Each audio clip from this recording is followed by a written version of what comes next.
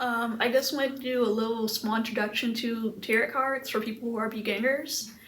A lot of times people misunderstand them as a bad omen, but they're not really a bad omen. They actually have roots in Judaism and Christianity and mysticism, and also like Egyptian mysticism. There's lots of roots in like different countries and different like it has a huge history. It dates back to like the 1400s and even like AD and BC. The tarots have always been something that was like an art media. Like a lot of artists, even back in the day, artists used to like make their own tarot deck, and they felt like it was more personal. So like a lot, so like us as artists, like make our own personal deck. That's actually kind of dating back to like ancient times where people used to like make their own decks. And for a while, like during the Romantic era, a lot of royals and like only rich people like get their tarots read for a while, and it ended up being like for everyone again. So um, whenever I do them, I like to make let people know that they're not like evil. If you get like death or like the devil or like a brain Right. tower or the Ten of Swords, they're not a bad card necessarily. It really depends on the reading you get. Okay, so Yeah. it's how you read the card. Mm-hmm. Okay. All right. Okay. And I shuffle my cards a little bit different. So, and if they're upside down, that's fine. Okay.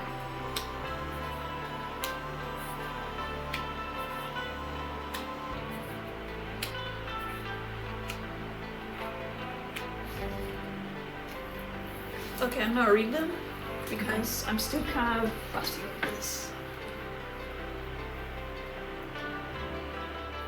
Okay, so do you want to travel, or is there anything that have you got any type of promotion, or like has there been any type of positive outcome that's happened in your life recently? Both, actually.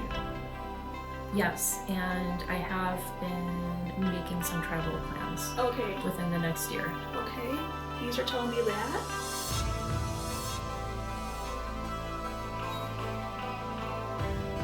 Are you having any doubts about second? Is there anything kind of making you feel kind of uneasy about second recently, like second going forward? Yes, I have had feelings of uneasiness. Okay, this is what this card is telling me. Okay. So, with your plans, are they coming around smoothly? Is everything kind of going well, or is it just kind of in limbo? Is it kind of like weird? Is it like an oddness to it? Like Yes. it might happen, but kind of was it stagnant? It's a little. So my plans going forwards, I would say, honestly, are a little discombobulated right now. It doesn't feel very smooth at the moment. Okay, this is telling me that like this card is like it's kind of like the guy has the world in his hand, Mm-hmm. but sometimes this card can indicate like right now the position it's in. It could indicate like there might be some disconnect, there might be something kind of odd happening. Mm-hmm. So like it's like you're getting all the like negative, strange emotions, stress, whatever, all in like this part of the deck. Okay. This one's still the more positive side of it. Mm-hmm. I'm gonna read your other ones too. Okay. So is there any like romance or something that is a positive relationship in your life? I don't know if I would call it romance because I've made a very strong effort to kind of explore my path on my own. So I think there's some romantic ideas as far as travel and where I want to end up, but it doesn't necessarily have to do with another person. I think it's Okay. more So it's for like myself. a positive reinforcement for yourself. Mhm. This is showing like joy, celebration, that there's gonna be a lot of good relationships in your life. I guess Okay. ask if it's romance because this card can either mean romance or it can mean like a good relationship with yourself or a good relationship with somebody else. I guess like to ask romance first just to kind of get that out of the bag. Mhm.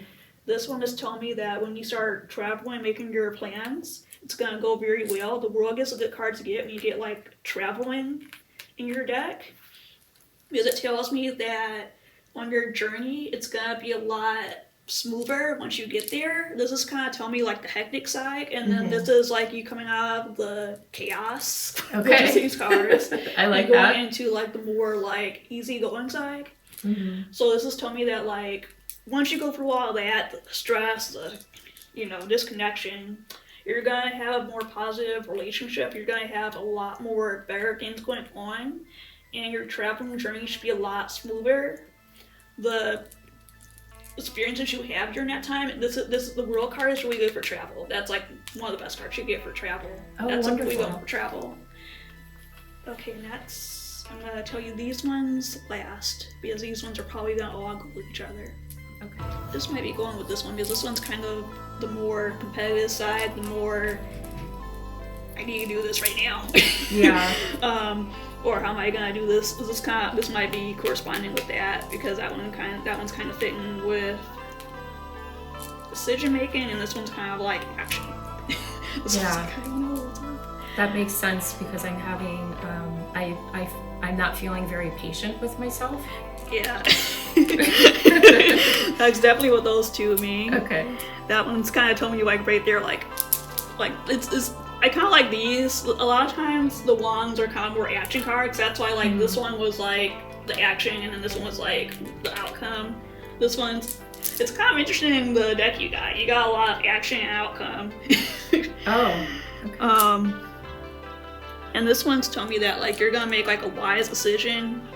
Might be complicated, but it's gonna be kind of difficult to you. Like there might be some like weirdness, but it should all like end up well at the end. But it's you got travel, you got like your miscommunication, and you got one on like creative blocks, which is interesting. Yeah. So that was your card deck. There's many ways to do readings.